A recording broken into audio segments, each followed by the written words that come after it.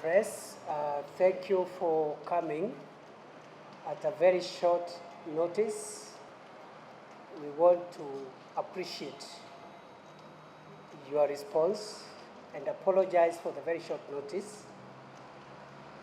I would like to say a few things concerning the security of our country. And you'll excuse me, I'll keep it brief. And I'll rush for an urgent matter in few minutes. It's good to see all of you, especially in my latest capacity as Minister for Interior and National Administration. I would like to say the following.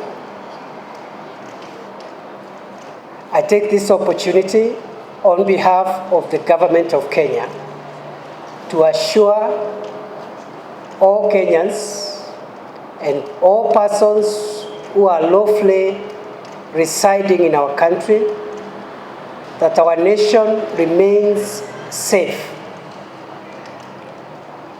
In this regard, I would like to appreciate the patriotic and gallant role that is played by our security agencies. And at this moment and on this occasion, I take this opportunity to thank all our officers who are responsible for the internal security of our country, for the sacrifices that they continue to make in making their fellow citizens and other people who are lawfully in Kenya safe together with their property. The overwhelming majority of our officers continue to serve this nation under very difficult circumstances. In the process, we have lost officers in the line of duty. I take this opportunity to tell our officers that the government recognizes the sacrifices that they continue to make. And it is the position of government that no amount of financial or any other form of compensation can reward the patriotic input and sacrifice that our officers continue to make. Many of them continue to protect our people in very hostile and risky situations. And as I have said, as a result, we have lost officers, others have been injured in the line of duty. I reiterate the commitment of the government to defend and protect our officers who are lawfully engaged in their duties, and take this opportunity to confirm and assure them the government and I personally, as the minister responsible for Interior, will protect them, defend them, and make sure that their sacrifices, their contribution is recognized, appreciated, and guarded jealously. As much as I have said that no amount of compensation can reward our officers enough, I take this opportunity also to inform our officers and the country at large that shortly the government will initiate a process of engagement with a view to relooking at the terms and conditions that our officers serve under, taking cognizance of the fact that for a very long time now, going into nearly 10 years, the terms and conditions upon which our officers in the displayed forces serve have not been reviewed with a view to adjusting them to the cost of living. This review will include all the officers within the ambit of this ministry. We shall be announcing shortly how this will be rolled out, how long it will take, and the kind of output that we expect from that process. Having said so, and in spite of the general safety and stability of the country, the government has noted and appreciates that we continue to face significant security challenges. And this afternoon, I want to note 3 priority challenges that the government is addressing at the moment with a view to ensuring that we enhance the security of our country and make sure every part of Kenya is safe for everyone. First, although the last few years we have not had cases of terrorism, the government remains seized of the existential threat that terrorism poses to our country. In this regard, we continue to be on high alert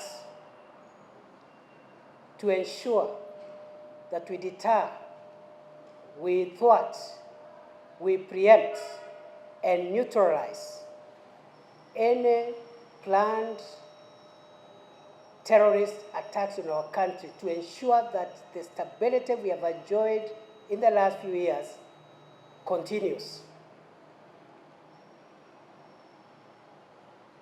I will not be speaking to the operational issues because that is not my mandate, and neither is it desirable that we speak about operational issues now. Suffice it to say that the government remains alert, vigilant, and engaged to ensure that the horrors of terrorism that have hurt our country previously do not visit us. We want to assure Kenyans that the country is safe and free from terrorism. We will continue getting engaged, and we want to warn those who think they can plan to hurt our country. We will go for them before they come to us. We will go for them before they come to us. Secondly, in the recent weeks, there have been reported incidents of bandit attacks in many parts of the northern part of our country. Recently, His Excellency the President addressed the issue of banditry, particularly in the counties of the north, during his visit a few days ago in Turkana and Samburu.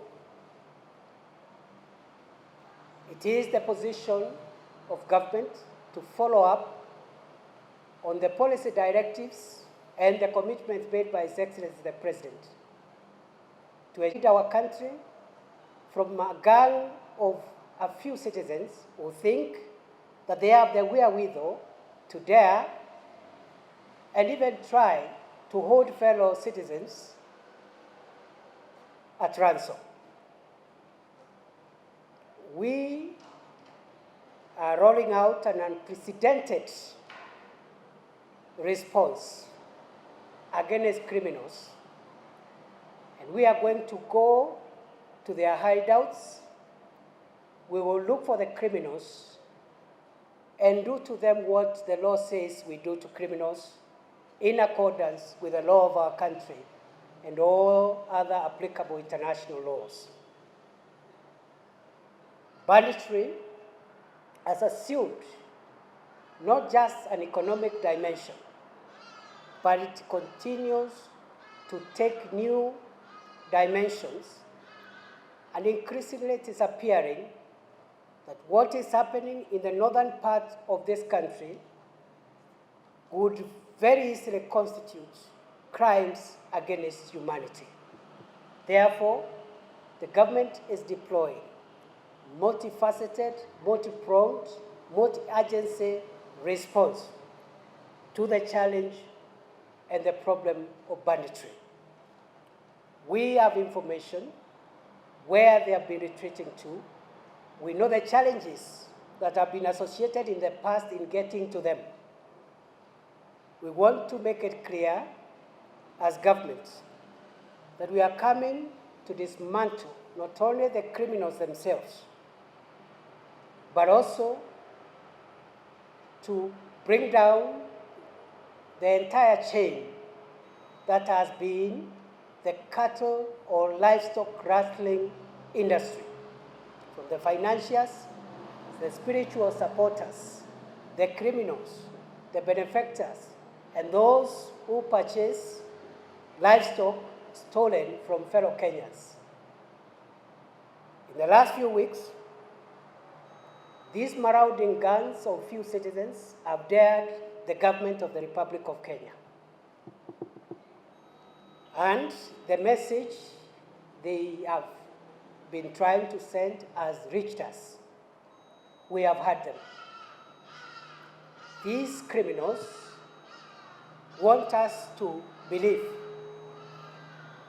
that they have the wherewithal, the sophistication, and the endurance to withstand the lawful response of the government on crime, especially organized crimes, and crimes bordering on crimes against humanity. We are coming for you, effective immediately, and the response will be sustained until we set free our country from the fangs of bandits, criminals, murderers, and profiteers of bloodshed. The less I say of this matter, the better.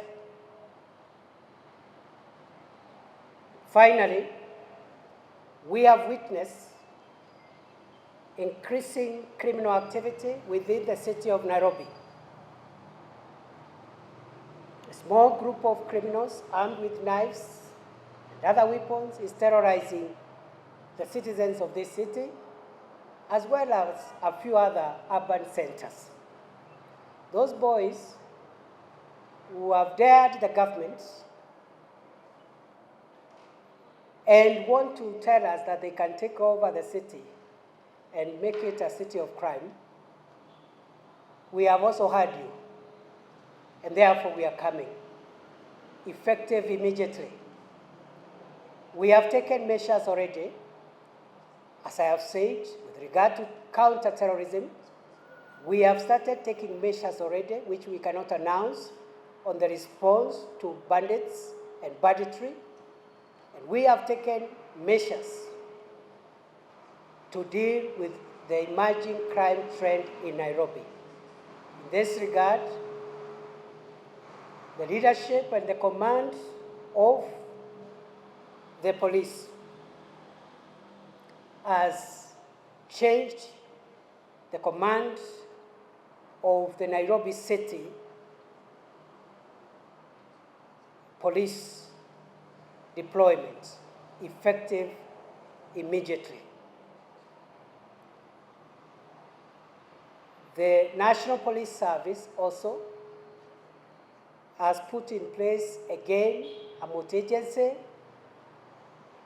multi-discipline response to this problem to get these our errant sons, maybe daughters, to get them out of our streets and put them where criminals belong to.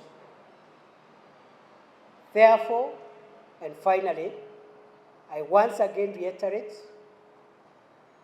the commitment of the government of Kenya to make sure Kenya remains safe.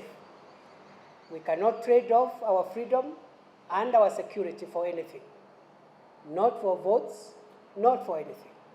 And I say so because some of these criminal activities will soon begin taking a political dimension. As I said earlier on, during the process of my approval, bandits, terrorists, and other criminals of whatever type have no tribe, they have no political affiliation. Therefore, this administration will spare no effort to make sure that we retain normalcy. We must open up the Kenya of the North to development. And the entry point of that opening up of Northern Kenya is by releasing it from criminals and making it a safe place for investors and government officials engaged in development activities as well as development partners. Therefore, I want to assure the country we remain seized of this matter, and I want to assure our officers who are in charge of the various formations related to internal security.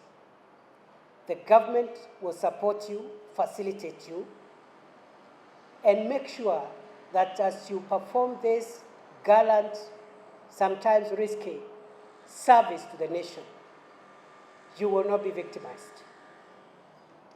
A few cases that might arise of unlawful use of weapons will be handled in the normal way.